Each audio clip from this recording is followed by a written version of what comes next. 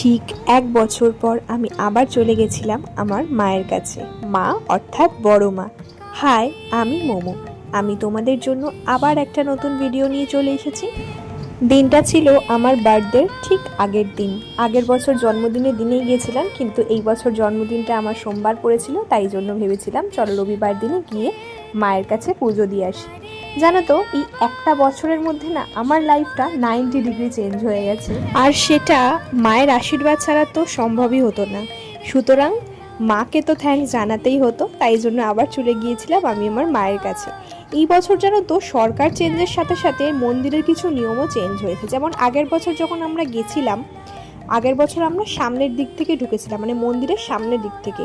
এই বছর দেখছি মন্দিরের ঠিক পাশে একটা যে রাস্তা রয়েছে, সেই রাস্তার সাইডে লাইন পড়েছে, আর সেই লাইন থেকেই হচ্ছে মন্দিরে যাওয়ার রাস্তায় তোমাকে ঢুকতে হবে। আর জিনিসটা আমার জন্য একটু অস্বস্তিকর লেগেছিল, কারণ একদম মন্দিরের পিছন থেকে মায়ের মন্দিরে ঢুকতে কার ভালো লাগে বলো। যাই হোক, কিছু তো করার নেই, নিয়মের সাথে সাথে আমাদেরকেও চলতে হবে। তো তারপরে আমরা মন্দিরে পুজো দেওয়ার জন্য লাইনে দাঁড়িয়ে পড়েছিলাম, আর লাইনটা খুব চলন্ত ছিল, মানে সচল ছিল লাইনটা, যার জন্য কিন্তু আমাদের বেশিক্ষণ দাঁড়াতেও হয়নি।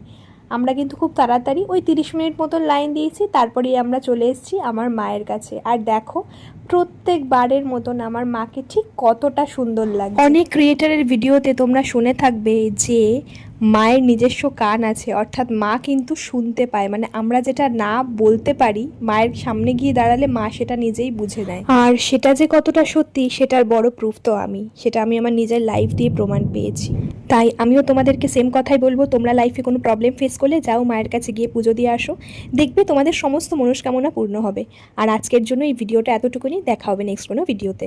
So stay tuned and wait for the next video.